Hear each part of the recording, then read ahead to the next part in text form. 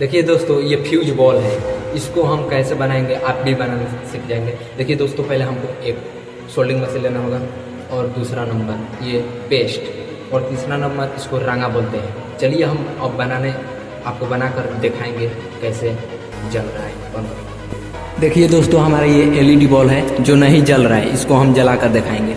देखिए दोस्तों, ये देखिए इसमें का एक बॉल जल रहा होगा।